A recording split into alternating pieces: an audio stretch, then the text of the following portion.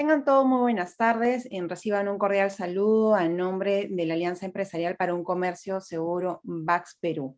Quiero darles la más cordial bienvenida a nuestro webinar Nuevas amenazas y tendencias de ciberseguridad. Y como parte de nuestro programa vamos a darle un breve pase al señor Carlos Reyes Lazo. Él es el gerente de operaciones del capítulo VAX Perú, quien nos va a dar unas breves palabras antes de iniciar con la ponencia. Tengan todos muy buenas tardes. Reciban un cordial saludo a nombre de la Alianza Empresarial para un Comercio Seguro, VAX Perú. Quiero iniciar mis palabras agradeciendo la presencia de la señora Diana Robles, líder de IBM Security para Colombia, Perú, Ecuador, Venezuela y región Caribe, quien será ponente en nuestro webinar Nuevas amenazas y tendencias de ciberseguridad. El objetivo de este webinar es concientizar a las organizaciones sobre la importancia de la ciberseguridad, la misma que es vital para salvaguardar los activos intangibles más importantes de la organización, como lo son la propiedad intelectual, la información de los asociados de negocio, los datos de sus operaciones, los datos críticos y financieros y los registros de los colaboradores, inventarios, entre otros. A raíz de la transformación digital, las organizaciones han incluido diversas tecnologías para mejorar y asegurar sus procesos. Sin embargo, estas tecnologías son nuevos objetivos para los atacantes cibernéticos, quienes diseñan nuevas técnicas de robo de información. Solo como referencia, en el 2021, América Latina experimentó un aumento del 4% en ciberataques en comparación con el año anterior. Brasil, México y Perú son los países más atacados en la región, según un reciente estudio de IBM. En ese contexto, debemos mencionar que el Comité Técnico de WBO, que es la Organización Mundial de BAS, ha trabajado la actualización de la norma BAS en su versión 6, que incluye un capítulo dedicado a la ciberseguridad.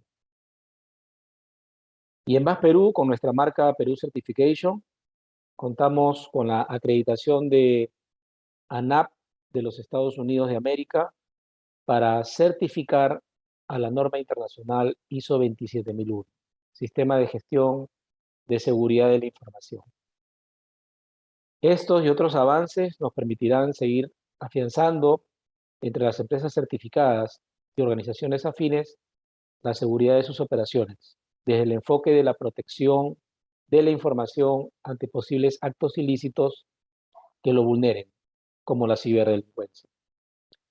Sin más preámbulo, le doy la más cordial bienvenida al citado webinar, agradeciéndoles que la información proporcionada sea compartida con los colaboradores de su organización y a su vez sea motivo de reflexión.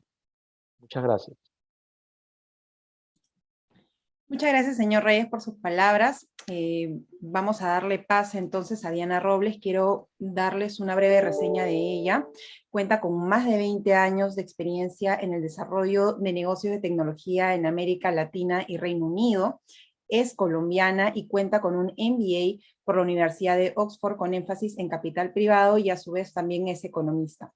Debemos destacar de Diana que durante estos últimos 4 años ella ha liderado proyectos de ciberseguridad, antifraude e integración de datos con clientes del sector público y privado. Y ha trabajado en IBM por más de 15 años. Lidera actualmente el área de IBM Security para Colombia, Perú, Venezuela, Ecuador y región Caribe. Le damos paso entonces a Diana para que ella pueda iniciar su presentación. Hola, buenas tardes a todos. Mil gracias a VAS por la invitación. Es un placer acompañarlos aquí hoy.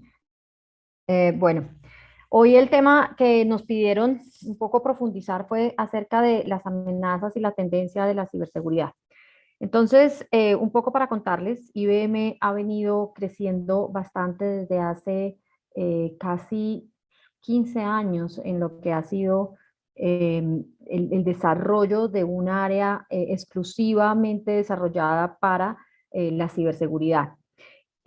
Tenemos dentro de lo que nosotros ofrecemos tanto servicios que van desde ayudar con la estrategia de desarrollo, de ver cuál es el nivel, digamos, en el que se encuentra cada una de las organizaciones, dependiendo de la industria, dependiendo de cuál es su mercado, hasta poderles apoyar en el desarrollo de ese roadmap de a dónde deberían estar según lo mismo, según esa industria y el tipo de empresa que son. No solamente tenemos el área de servicios, sino que lo complementamos con una plataforma muy robusta de software de seguridad, que nos permite entonces apoyarlos en todo el camino que las empresas necesitan para realmente robustecer lo que son los activos críticos y proteger esos activos críticos que cada una de las empresas tienen y que Carlos bien mencionaba en su introducción.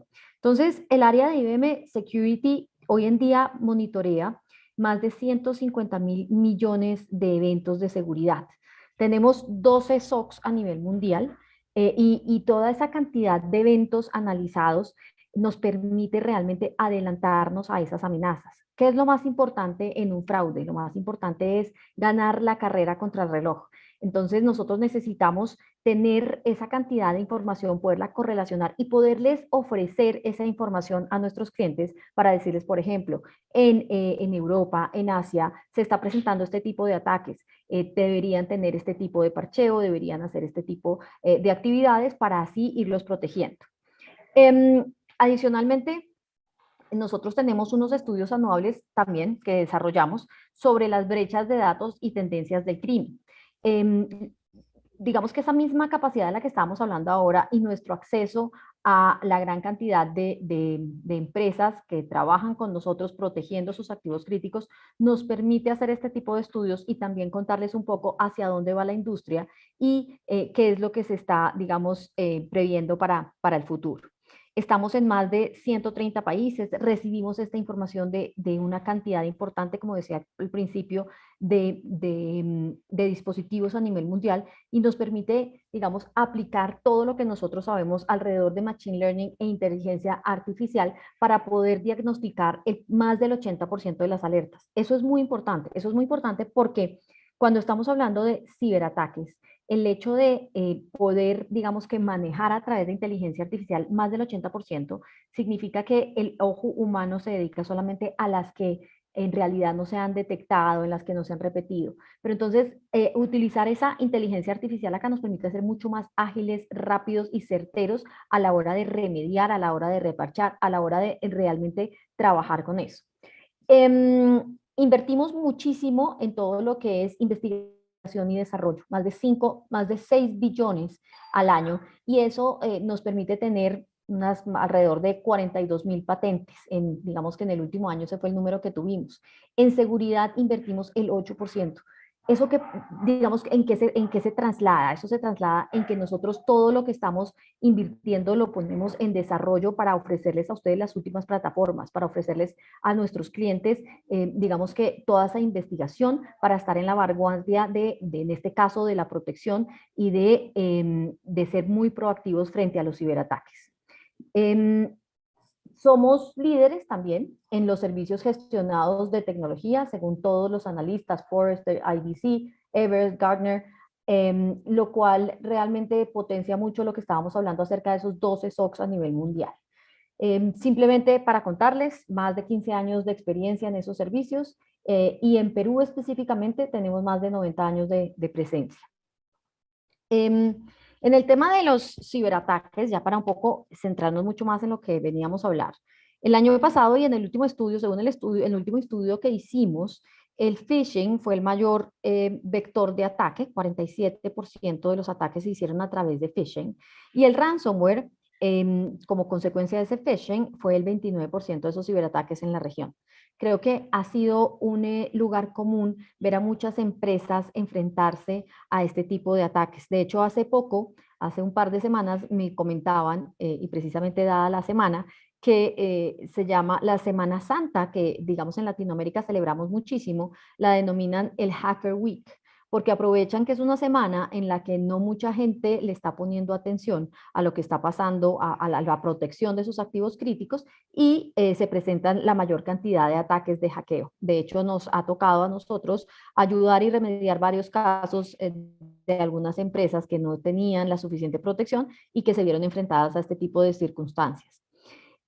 Otro dato interesante es la manufactura fue la industria más atacada, el 22% de los ataques a nivel mundial fue para el sector de manufactura. Luego fue para el sector mayorista y minorista el 20% y el financiero y de seguros el 15%. Esto realmente es interesante porque tradicionalmente y dentro de los últimos estudios siempre había sido el sector financiero y el de seguros el que ocupaba el primer puesto.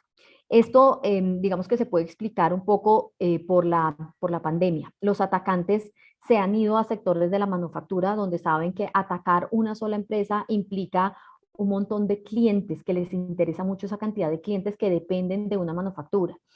Asimismo, el sector mayorista y minorista, dada la pandemia también, pues es un sector clave para mantener el abastecimiento de las ciudades. La tasa también, este factor lo hablábamos y nos parece bien interesante, y es que las campañas de phishing que se han acompañado de llamadas, de lo que llamamos nosotros phishing, tienen una capacidad, digamos que se triplica la actividad, o más bien ¿cómo se llama eso? El alcance de ese phishing cuando es acompañado de llamadas. Entonces hay que tener mucho cuidado con ese factor porque en realidad hemos notado que al acompañar el phishing que va por un mail, pero al acompañarlo de llamada, la probabilidad de recurrencia es 3 veces mayor. En América Latina se aumentó un 4% la cantidad de ciberataques del 2020 al 2021.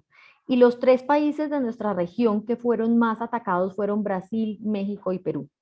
Bueno, lo siguiente que les quería contar es un poco qué pasa con las filtraciones de datos. Es importante pensar en el fraude como realmente pues sucede. Nosotros encontramos gente también, es decir, encontramos mentes humanas pensando en cómo hacemos fraudes, cómo hacemos campañas nuevas, cómo hacemos ransomware nuevos para defraudar cada vez más a la gente. Lo que pasa normalmente en las empresas es que el tiempo para detectar que hemos sido atacados y para contener esa filtración de datos, en este caso, es de 356 días. O sea, 356 días, casi un año, en el que no nos hemos dado cuenta ni hemos logrado comprobar que alguien estaba dentro de nuestra empresa, que se estaba apropiando digamos que de claves, que estaba sacando información, que la estaba vendiendo, que estaba utilizando URLs nuestras. Pasa mucho tiempo, por eso les decía yo al principio que es una carrera contra reloj y desafortunadamente pues no tiende a acabarse porque hay un gran retorno a esa inversión que hacen los hackers, a esa inversión que hacen los ciberataques. Y mientras eso exista, siempre va a haber gente también tratando de avanzar en ese negocio que denomina. De esos 356 días, hay 256 días que se han calculado para detectar, que sigue siendo un número muy alto, y 100 días para contenerlo. Entonces, fíjense que no solamente es detectar que hemos sido atacados, sino es ver cómo remediamos, qué hay que hacer, qué estamos haciendo desde el lado de software, pero también desde el lado de la infraestructura, qué estamos haciendo desde el lado de la cultura y qué estamos haciendo para automatizar cada vez más esas respuestas a incidentes para que el tiempo sea muchísimo menor y realmente el costo para nosotros también lo sea así. Luego quisiera contarles un poco alrededor de los factores que reducen las filtraciones de los datos y sus costos. Entonces, el uso extensivo de la encriptación en realidad es muy potente. Es muy potente porque cuando utilizamos estas herramientas estamos previniendo que el transporte de la información, en ese transporte de la información haya algún tipo de hackeo y ahí sea donde se filtra la información. Al estar encriptada, en realidad ponemos una capa adicional de seguridad que hace que sea un poco más difícil, no imposible, pero sí más difícil que lo hagan. Cuando se empiezan a adicionar esas capas que le generan dificultad a los hackeadores, a los ciberdelincuentes, realmente se abstienen, tienden casi que a abstenerse. Por eso buscan empresas que estén desprotegidas, empresas que todavía no estén y no hayan tenido, digamos, la capacitación o más bien la concientización de lo que deben hacer del lado de proteger sus activos críticos. esa supervisión de alto nivel también es importante, pero también es importante entonces proteger esa supervisión de alto nivel. Por eso entonces hoy día hablamos de multifactores de autenticación y de unas, digamos que unas válvulas especiales para poder guardar las claves, que los administradores no tengan esas claves en sus manos para que en realidad cada vez que tengan que entrar les dan una clave, pero eso se guarda, se cambia y vuelven a entrar con una clave diferente. Eso también previene que haya filtración de datos. Las organizaciones que tienen una estrategia madura, digamos alrededor de lo que es confianza cero de Zero Trust, tienen un costo promedio de filtraciones menor, 28% más bajo que la que no lo han hecho. ¿Qué es un enfoque de Zero Trust? Un enfoque de Zero Trust es el que hoy en día se utiliza mucho y es cero confianza.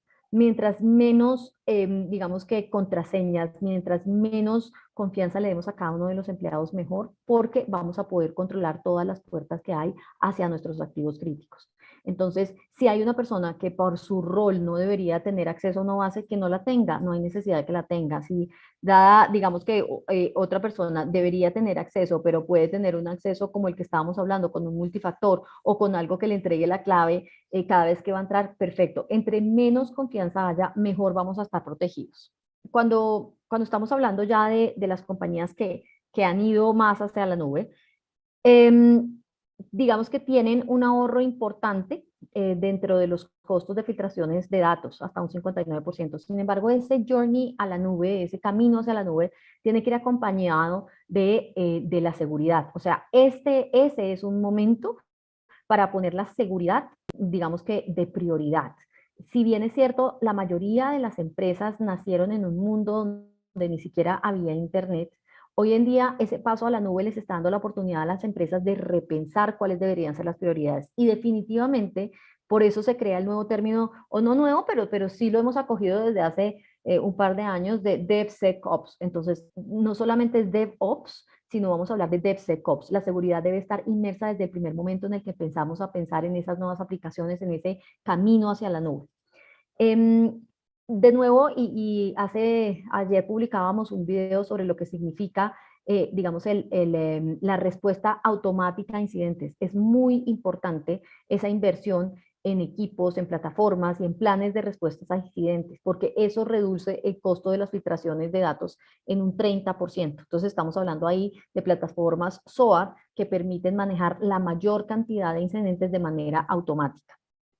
En temas de tendencias, que era un poco también lo que queríamos mencionar acá, el ataque a causa de los ransomwares es definitivamente, vemos cómo se va a convertir en la extorsión de las otras empresas. ¿Qué hemos encontrado?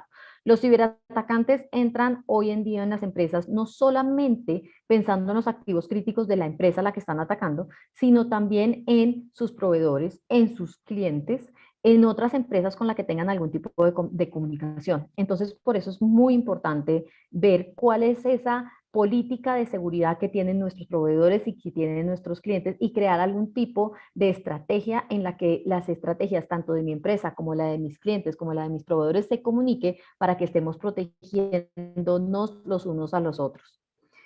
El tema de las contraseñas es un tema complicado, cada vez tenemos más contraseñas, cada vez manejamos un volumen más alto de aplicaciones en la web que nos exigen contraseñas y por eso el manejo de ellas es tan complicado.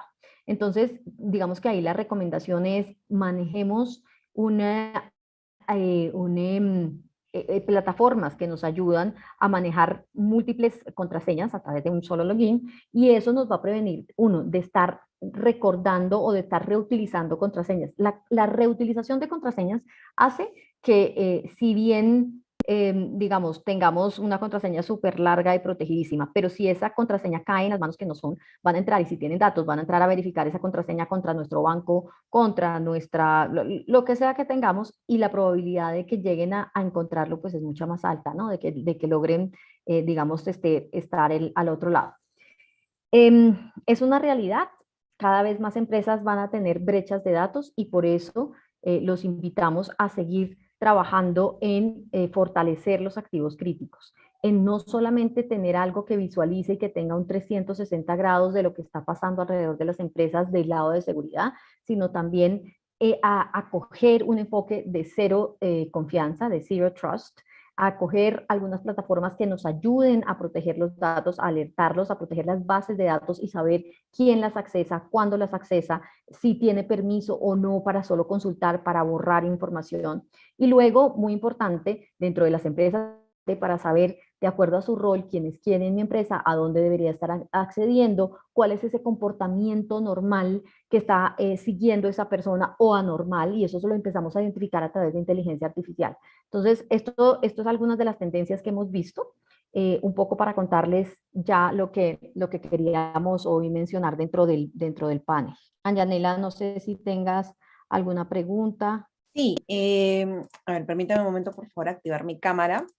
Claro que sí. En este aspecto, Diana, y ya tomando un poco el contexto que nos has mencionado como parte de tu presentación, probablemente esta sea una de las preguntas que muchas de las organizaciones y quizás colaboradores pueden tener al respecto, ¿no? ¿Es lo mismo seguridad de la tecnología de la información y seguridad de la información, o existe alguna distinción entre un término y otro? Son definitivamente diferentes, son términos que realmente se refieren. La primera es, digamos que la seguridad de la información de IT. Entonces, esa disciplina se encarga, por ejemplo, de llevar a cabo las soluciones de protección de esas plataformas digamos que protege el sistema informático, de asegurar la integridad, la privacidad de la información que contiene. Entonces, no se trata como de implementar medidas técnicas, sino de proteger esa infraestructura. Luego, si hablamos de la seguridad informática como tal, digamos, la disciplina que se encarga de la implementación de las políticas de protección a esa información. Entonces, ahí ya hablamos de cuál es la estrategia, que debe ir, por ejemplo, acompañada de un despliegue de antivirus, firewalls, detección de intrusos, pero no de lo que está pasando con esas plataformas, sino de cuáles deberían ser esas políticas de protección alrededor de los activos críticos. ¿Cuál considerarías tú, Diana, que son los principales desafíos de ciberseguridad que están afrontando ahorita las organizaciones, ¿no? En Perú, por lo menos. Yo creo que nuestra región es muy parecida, ¿no? Pero, por ejemplo, en el caso particular de Perú, se reutilizan el 85%, en Perú se reutiliza el 85% de las credenciales en múltiples cuentas. Era lo que les mencionaba hace un momento. Eso es un factor, un desafío muy grande. Esa reutilización hace que sea muy vulnerable la información que se guarda a través de esas contraseñas. Adicionalmente, hemos visto un incremento en la cantidad de aplicaciones digitales y ese incremento hace pues que se tengan muchísimas más contraseñas alrededor que proteger. ¿Qué hemos visto? Digamos que una filtración de datos en América Latina cuesta 1.8 millones de dólares en promedio. Esos son grandes desafíos de seguridad porque mientras el pago por hacer un acceso no permitido y sacar datos y venderlos en el deep o en el dark web sea así digamos, de rentable, siempre va a pues, vernos enfrentados en este instante digamos que a gran cantidad de grupos que están ven en Latinoamérica una región que tradicionalmente, digamos, por su nivel de desarrollo, va tal vez 1 o 2 años atrás de lo que pueden ir en protección lugares como Europa y Estados Unidos. Entonces, nos decían, no somos interesantes, tenemos grandes empresas en Latinoamérica y de pronto empresas que puedan tener algún déficit en el desarrollo y en la implementación de plataformas, y de eso se han ido dando cuenta los ciberdelincuentes. Entonces, si bien es un tema que ahora está tomando mucho furor, creo que tenemos un lag de tiempo y eso nos ha hecho, digamos, de alguna manera ser atractivos en este momento para los ciberdelincuentes. Es importante recalcar que los ciberdelincuentes pues, pueden vulnerar las empresas de distintos tamaños, de distintos sectores, ¿no? Ellos no hacen de repente en este aspecto una distinción. Ahora, basándonos en este contexto, Diana, ¿qué controles deberíamos nosotros implementar, ¿no? Basándonos en estos tipos de ciberataques? ¿Qué recomendaciones podrías dar en cuanto a controles a las empresas? Claro que sí. Uno de los principales, lo hemos mencionado varias veces, pero es que pasa no solamente en el ámbito personal, sino también en el ámbito empresarial y es no reutilizar contraseñas. Ese es un error gravísimo y es algo que podemos implementar de manera sencilla y nos ayuda de manera enorme. No deberíamos incluir información personal en las contraseñas como el año de nacimiento, algo que sea de conocimiento público. Eso no deberíamos hacerlo porque es muy sencillo tener esa información. Luego, agregar una capa, una segunda capa de autenticación, sobre todo ya cuando estamos hablando a nivel de empresarial es fundamental. Es decir, por eso nos pasa muchas veces con los accesos que hacemos al banco, que nos dicen, le vamos a mandar un número a su teléfono, por favor ingrésalo acá. Eso es un segundo factor de autenticación y eso hace que efectivamente digan, esta sí es la persona que se está autenticando, es la correcta. Pues es una capa adicional, como te decía, que impide que pasen más cosas. Y luego utilizar ese administrador de contraseña del que hablábamos hacía un rato, para no estar memorizando esas contraseñas y para que las contraseñas sean de alguna manera fuertes, nos ayuda muchísimo en esta campaña contra los ciberdelincuentes. Para profundizar un poquito más en lo que nos has mencionado, Diana, esta recomendación de no reutilizar contraseñas, ¿cuál considerarías que sería de repente una periodicidad prudente para poder hacer este cambio de contraseñas? ¿Mensual, trimestral? ¿Cuál podrías considerar tú en este caso? Sabes que no hay una, ¿qué te puedo decir? No hay una recomendación donde tengan el tiempo per se. Yo creo que eso depende mucho de las plataformas que se estén utilizando. Sin embargo, sí estamos hablando de por lo menos cada 3 meses estar haciendo ese cambio de contraseñas en las plataformas. Ok. Ahora, ¿cómo podríamos reconocer? Y esa es una pregunta que la mayoría de veces nos la hacen, pero ¿cómo podemos reconocer que estamos frente a un ataque cibernético? Bueno, yo creo que te di cuenta de que ha sido atacada, entonces en realidad pues pasa mucho tiempo. ¿Qué puede empezar a pasar? Que estés trabajando y se empiecen a borrar archivos sin ninguna razón. Eso puede ser una primera señal de que algo está pasando. Otra señal puede ser que, como le ha pasado a muchas, que salga un aviso, simplemente se ponga una pantalla en negro y te diga, esto es un ransomware, usted tiene que pagar en tal fecha y ya no hay nada que hacer. Ahora, implementando plataformas de seguridad te va a permitir correlacionar información, por ejemplo, correlacionar información de antivirus con la información del firewall, identificar que han tratado, por ejemplo, de accesar tu VPN varias veces sin éxito, pero que el tiempo entre una penetración y otra ha sido muy pequeño y que ese tiempo tan reducido en realidad solamente lo puede hacer un robot porque una persona mientras digita algo se demoraría un poco más. Entonces, al tener ya esas plataformas más avanzadas que tienen Machine Learning, que empiezan a aprender, por ejemplo, cuándo se conecta una persona. Esta persona en realidad sí le gusta trabajar todos los días a las 2 de la mañana, entonces ya sabemos que es normal que se conecte a esas horas, pero también nos puede alertar a través de ese Machine Learning e inteligencia artificial que otra persona que normalmente trabaja de 8 a 5, que se conecte a las 2 de la mañana definitivamente no es y que podemos entonces estar enfrentándonos a una pérdida de accesos, de contraseñas y que puedes empezar ahí un tema de filtración. Entonces, hay muchas maneras, creo que definitivamente al tener estas plataformas más avanzadas, pues digamos que vas a ganar mucho tiempo en esa carrera contra el fraude y de eso es lo que se trata, ¿no? De identificarlo de la manera más rápida posible. Exacto, un término que bien mencionas es el tema de la rapidez, ¿no? Ser oportunos para poder identificar y tener sobre todo estos controles que nos van a permitir a nosotros identificarlo, ¿no? Ahora, ¿cómo podríamos, y es un factor muy importante, que es lo que hemos visto, el personal de una organización, ¿no? ¿Qué podemos, o sea, cómo podemos involucrar al personal de una organización frente a una cultura de ciberseguridad? Bueno, mira, esto es un tema que yo siempre menciono y hablamos con todos nuestros clientes. El tema de ciberseguridad, de seguridad en general, de los activos críticos, de proteger esos activos críticos de una entidad, son temas que hoy en día se tratan en la junta directiva de una empresa. Es un tema que afecta definitivamente al CEO de una empresa, al presidente de una empresa, que tiene que salir a responder, digamos que por esos dividendos que tiene que darle a sus socios, a sus accionistas. Si en realidad se llega a un punto en el que sean atacados, por ejemplo, por un ransomware, pierdan toda la información, pues ese dividendo va a tender a disminuir, ese precio de la acción tiende a disminuir y eso es algo que recae directamente sobre el presidente. Entonces, este es un tema que a él le interesa más que a nadie. Pero si nos dirigimos y empezamos a hablar, por ejemplo, de la gente de mercadeo, para la gente de mercadeo el tema de seguridad es un dolor de cabeza porque cualquier filtración, cualquier aproximación de alguien y que se filtre información de que hemos sido atacados, un banco que no está manejando, digamos, algo tan preciado para todo el mundo como sus ahorros de la mejor manera o que, digamos, no había avanzado en los temas de protección y que sufra un ataque de estos, pues es muy complicado. Tienen que pensar en cuáles son esos mensajes, cómo lo comunicamos, qué está pasando, cómo nos estamos protegiendo para poderle decir esto a nuestros clientes.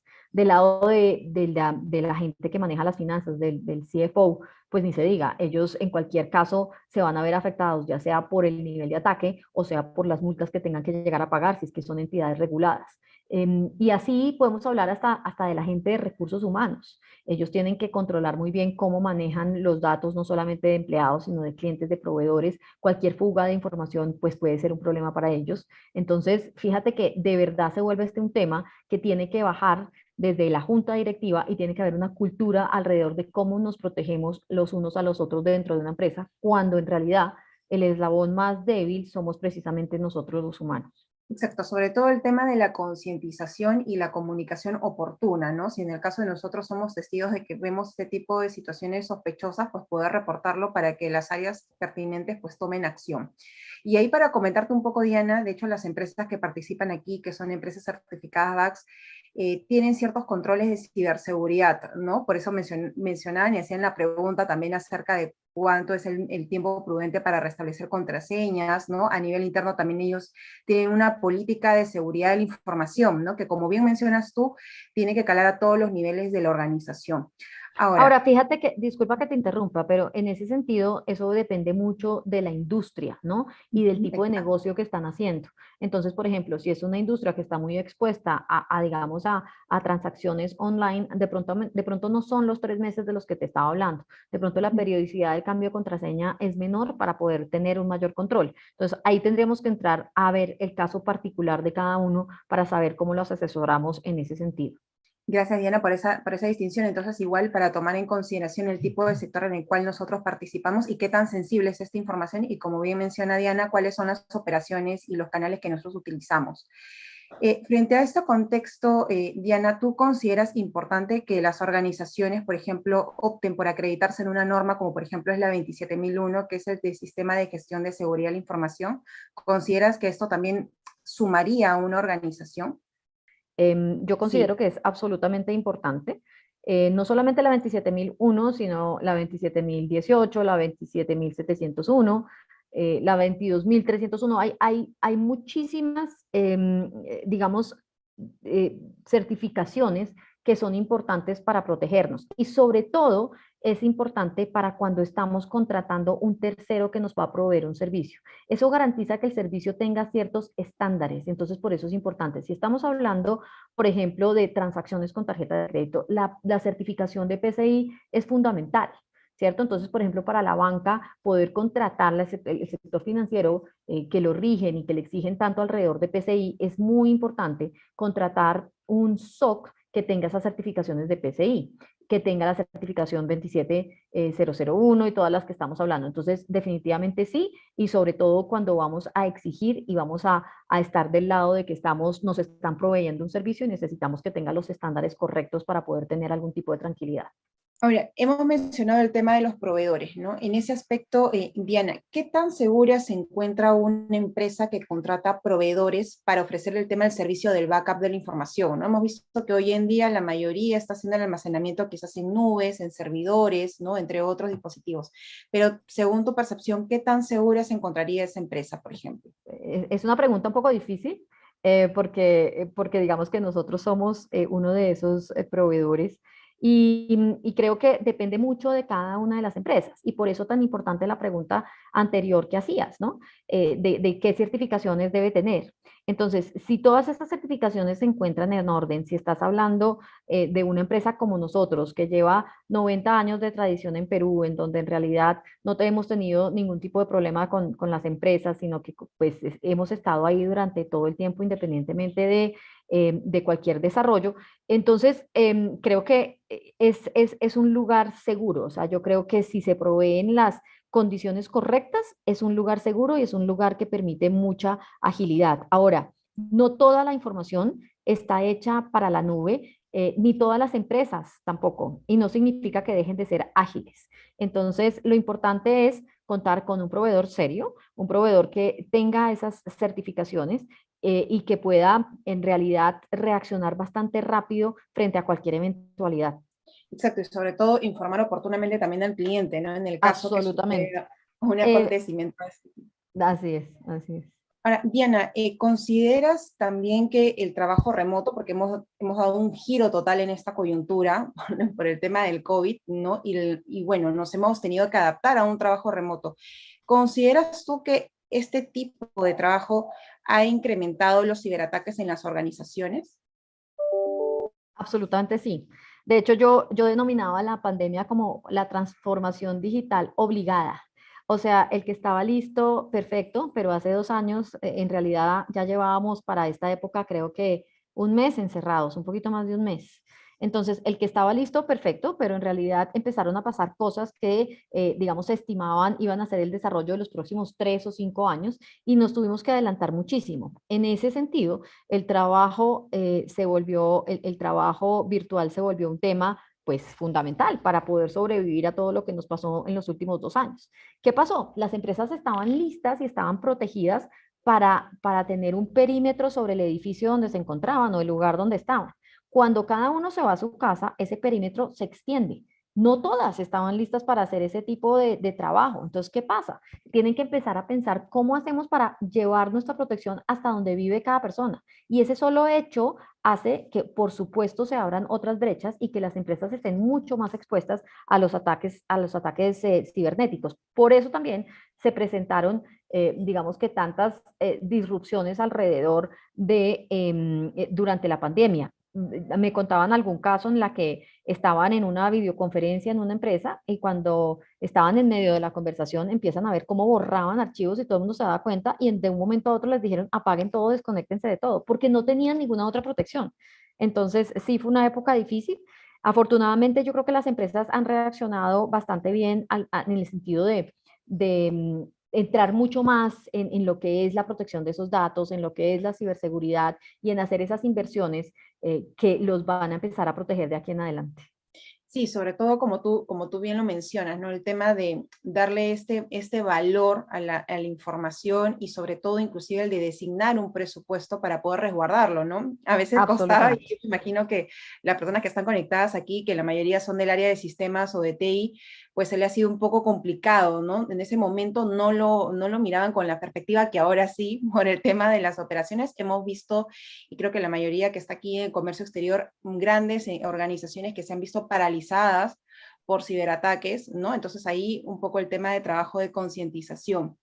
Ahora, Organizaciones y países, ¿no? Yo creo que ya que estamos aquí ah, hablando todos de comercio internacional, fíjate el incidente de hace un par de semanas de Costa Rica, en donde en realidad el país tuvo que parar toda la parte de aduanas y de impuestos porque el ataque fue realmente severo. Entonces, es complejo, o sea, realmente sí hay que darle prioridad a los temas de ciberseguridad. sí, eso es muy importante. Como bien lo mencionó Diana a un inicio, pues el ciberdelito pues no distingue un tema de tamaño, ¿no? Simplemente tiene la necesidad de vulnerar nuestra información.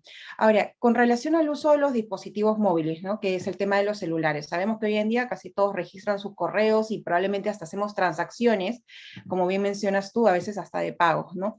¿Podría ser considerado también esto un punto vulnerable para una empresa? Sí, absolutamente. El hecho de utilizar y no tener control sobre esos dispositivos móviles, pues nos genera un punto adicional que hay que tener en cuenta. De todas maneras, para eso hoy en día también hay muchas plataformas de protección. O sea, al punto de poder decirte si el celular con el que están accesando está de manera horizontal o de manera vertical. Porque si está de manera horizontal, la verdad es que digamos que nuestros estudios han demostrado que eso pasa cuando están tratando de hackear algún tipo de cuenta, porque el celular lo dejan así, sentado sobre el escritorio y están accesando desde un computador. Normalmente cuando una persona está accesando desde su teléfono, uno lo tiene así, parado, porque está leyendo y está haciendo lo que está haciendo. Entonces, este tipo de herramientas te permiten a ti hasta definir en qué posición está el celular desde el que están utilizando para accesar. Y esto ya te da un nivel de probabilidad de que sea fraude o no. Entonces, fíjate la cantidad de investigación y de desarrollo que hay alrededor de la ciberseguridad para poderles, digamos que pasar toda esta inteligencia artificial y toda esta machine learning y poderlo aprovechar en temas tan importantes como el uso de dispositivos móviles. El tema, por ejemplo, de si a ti te llegan a robar una contraseña, no es lo mismo que tú des la contraseña, o sea, que tú escribas la contraseña, a que cualquier otro que tiene una cadencia diferente lo haga. Entonces, hay dispositivos, hay plataformas también que te dicen, sí, esa es la contraseña, pero esa no es la cadencia de Diana normalmente, o sea, no es Diana, con tanto nivel de probabilidad. Y eso también previene y empieza a prevenir que así te roben las contraseñas, estés protegido dada el nivel de seguridad que cada una de las empresas tiene. Ahora, de sufrir una organización, un ciberataque, ¿cómo podríamos, según tu experiencia, Diana, recuperarnos frente a ello? Hay muchas formas. Yo creo que no hay una en particular. Creo que se debe aproximar este problema desde varias aristas, no solamente desde el punto de vista de plataformas de software protegiendo, digamos, los datos, sino también desde el tipo de la infraestructura. ¿Qué tipo de infraestructura estamos utilizando para guardar nuestros datos? ¿Qué tipo de nube es? Volvemos al tema de las certificaciones. ¿Qué tipo de aliado es el que tengo? Tengo los suficientes backups, ¿sí? Estoy guardando la información en otros sitios. Yo creo que el tema de la ciberseguridad, como te decía, es una carrera contra el reloj y es una carrera contra mentes igualmente inteligentes a las que estamos trabajando por proteger al mundo. Entonces, la conversación aquí no es si nos van a atacar, es cuándo nos van a atacar y qué tan protegidos vamos a estar. ¿Sí? ¿Quién nos va a estar respaldando? ¿Va a estar una empresa lo suficientemente robusta para darnos la información, para ayudarnos a levantar la información? ¿Tengo mi información en la infraestructura correcta? ¿Tengo los respaldos correctos? Uno de los consejos que les doy es, por ejemplo, en el caso de un ransomware, no tiene ningún sentido pagar la recompensa. O sea, la mayoría de los casos pagan la recompensa y no recuperan en ningún momento la información. Entonces, esa no es la solución. Hay otras soluciones antes de ir a pagar cualquier tipo de recompensa. Sí, y la verdad es que Diana, ahí nos has dejado con una serie de preguntas que creo que todos internamente los que estamos aquí vamos a tener que hacer una reflexión, que es lo importante también de este evento, que posteriormente nosotros traslademos, ¿no?, este tipo de reflexiones a nivel interno para saber inclusive qué mecanismos vamos a adoptar, si realmente estamos haciendo todo lo correcto para resguardar la información. Ahora sí, Diana, vamos a dar pase, ¿qué te parece? Algunas preguntas que probablemente algunos participantes nos puedan realizar a través del chat. Justo Gabriel nos menciona, y bueno, nos hace la pregunta, ¿no? ¿Qué software administrador de contraseñas nos podrías recomendar, Diana? Porque justo tú al inicio nos comentaste acerca del respaldo de las contraseñas. En realidad no tengo uno en particular. Si es para uso personal, hay muchos que son gratuitos en el App Store o digamos, en cualquiera de las tiendas móviles para poder bajar aplicaciones. Si estamos hablando ya un poco de proteger para empresas y empresariales, pues hay unos que ya cobran, pero no tengo ninguno en particular que les pueda recomendar. Listo, entonces vamos a ver si es que algún usuario más se anima de los asistentes para hacer extensivas sus preguntas aquí a Diana a través del chat. Nos quedaríamos con las preguntas que hemos formulado aquí con Diana, de que por lo general pues son todas las preguntas que mayormente las organizaciones se hacen. Aquí está. Mario Suárez nos hace la siguiente pregunta. Diana dice, ¿qué opinión tienes sobre aquellos software que son bloqueadores de USB? Depende del tipo de industria y de empresa de la que estemos hablando. Yo creo que funciona bastante bien porque de alguna manera se enfoca en lo que hemos venido hablando de cero confianza. Entonces, al bloquear cualquier puerto USB, lo que estás haciendo es previniendo que haya fuga de información sin que la puedas controlar. Me parece que funcionan bastante bien, sobre todo cuando lo que tratamos es de que eso no haya fuga de información. Sin embargo, funcionan para eso, para cuando hay una persona que quiera sacar información que normalmente tiene acceso, pero no funcionan cuando estamos hablando de un acceso vía VPN y digamos de otro tipo de accesos. Entonces, hay que ver exactamente el tipo de industria y para el tipo de accesos que estemos tratando de controlar. Y justo vinieron las preguntas acerca de los celulares, Diana. A ver, dice, Teo Torres nos comenta, dice, recomienda que los usuarios no utilicen sus celulares personales para realizar gestiones de la empresa, es decir, que la empresa debería en este caso establecer políticas para estos temas, por ejemplo, dar el celular para personal clave. Hay varias cosas que se pueden hacer. Claramente debe existir una política y esa política debe ir acompañada de unas plataformas que permitan proteger si es que se están utilizando esos celulares que son propios, digamos que no son proveídos por la empresa. Entonces, lo que se debe es tener plataformas que así sea el celular de uso o de más bien que lo provea el empleado, tengan software que le permita controlar los accesos, que le permita de alguna manera, por ejemplo, si se lo llegan a robar, inmediatamente borrar todo. Entonces, nosotros, por ejemplo, trabajamos mucho en eso con las empresas. Hoy en día, la gente le gusta cierto tipo de máquina, la trae porque se siente más cómoda, cierto tipo de celular, pero tiene que tener una plataforma propietaria que le permite trabajar con las políticas y esquemas de seguridad que cada una de las empresas necesita que se mantengan. Otra pregunta que nos hace aquí, por ejemplo, Leonel, ¿se debería bloquear correos no corporativos, por ejemplo? Pues eso depende mucho de la política que se tenga. Hay muchas empresas que prohíben los correos no corporativos dentro del correo. Ahora, si tienes un control detallado sobre lo que está entrando, pues en realidad no tiene mucho problema. También le facilitas la vida a la gente al recibir información solamente en un correo. Pero en realidad, lo que sí, una de digamos, de las políticas es mantener exclusividad. Si esta es la máquina o esta es la información de la empresa, es mejor mantener solamente información de la empresa en la máquina o en el dispositivo que estemos utilizando para prevenir que de pronto algún phishing que nos entra de un email personal entre a la empresa y nos haga un daño empresarial cuando en realidad lo que quería era hacer un daño personal. Entonces, al mantener esa segregación, creo que le estamos dando una capa adicional de seguridad.